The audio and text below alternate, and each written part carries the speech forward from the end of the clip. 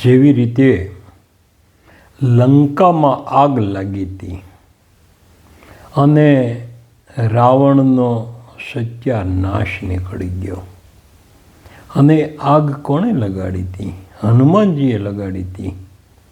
એટલે કહેવાનું કે રાજસતામાં ભડકા ભાળ્યા પછી હનુમાને ધૂળમાં ધામા નાખ્યા, જગતમાં એક જ જની મોરે, એણે રામને ઋણી રાખ્યા. લંકામાં આગ લાગ્યા પછી રાવણનો સત્યાનાશ નીકળી ગયો.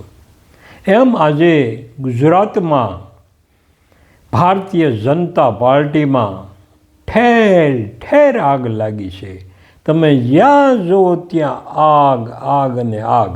પછી ભાવનગર હોય તોય ભલે, અમરેલી હોય તોય ભલે, રાજકોટ હોય તો ભલે, જુનાગઢ, પોરબંદર, બરોડા, અમદાવાદ, મહેસાણા, સુરત, એક જગ્યાએ આગ લાગી છે. અને આ લોકોએ કોને ટિકિટ આપી? તો કે મારા હોય એને આપી, સારાને ન આપી.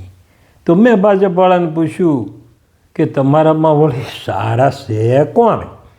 ત્યારે એણે મને કીધું કે બાપુ આવડા બધા 2-5 કરોડ ખાઈ ગયા છે અને અમે હજી 2-3 લાખ ખાધા, એટલે એની કરતાં તો અમે સારા નહીં. એટલે આ લોકોએ ટિકિટ કોને આપી? તો કે મારાને આપી. એટલે મહાભારતનો પ્રસંગ યાદ આવે કે મહાભારતની અંદર ધૃતરાષ્ટ્ર જે બોલ્યા હતા એ શ્લોક પહેલો જ ગીતાજીમાં છે. ધર્મક્ષેત્રે કુરુક્ષેત્રે સંવેતા યુસ્વ મામકા પાંડવા ચેવ કિમ કુર્વંતી સંજય. મારા અને પાંડુના પુત્રો શું કરે છે? આનેથી મહાભારતની શરૂઆત થઈ.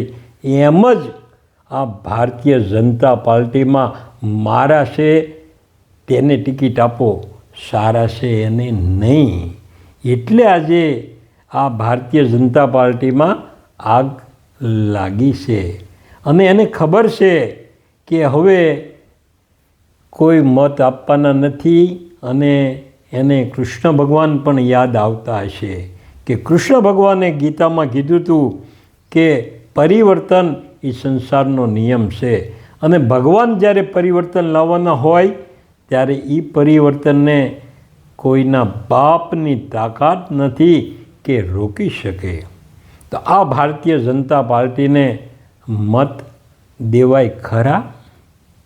હવે તમારે વિચારવાનું છે કે પરિવર્તન લાવવું છે કે જે 30 વર્ષથી સત્તામાં બેઠા છે અને જે કાળો કેર વર્તાવે છે. ડીઝલના ભાવ જુઓ, પેટ્રોલના જુઓ, ગેસના જુઓ, આ બધા ભાવ ભડકે બળે છે. અને તાત્કાલિક ચૂંટણી એટલા માટે જ આ લોકો લાવ્યા છે કે 26 તારીખે જેવી ચૂંટણી પૂરી થાય એટલે પેટ્રોલ, ડીઝલ, ગેસ, તેલ એના ભાવ ભડકે બળવાના છે. આ એની જ રાહ જોવે છે કે આ ચૂંટણી પૂરી થાય એટલે ભાવ વધારો આવશે. અત્યારે એક પણ ગામમાં જીબીની ગાડી દેખાતી નથી. એનું કારણ શું? તો કે ભારતીય જનતા પાર્ટી એ ફોન કરીને કહી દીધું હમણાં રેડ ન પાડતા, જેવી ચૂંટણી પતશે એટલે ગામમાં 10-10, 20-20, 50-50, 100-100 ગાડીઓ આવશે. હવે આ ગાડીઓને તમારે જો આવતી બંધ કરવી હોય તો આની હેઠે રેલો આવે તો જ આ ગાડીઓ જીબીની બંધ થશે. મને 2 કડી ગાવાનું મન થયું કે જાગજો રે બાઈ જાગવાનું કાળ છે, જાગજો રે બાઈ જાગવાનું કાળ છે, નહીં રે જાગો તો ભૂંડા હાલ છે રે બાઈ જાગવાનું કાળ છે.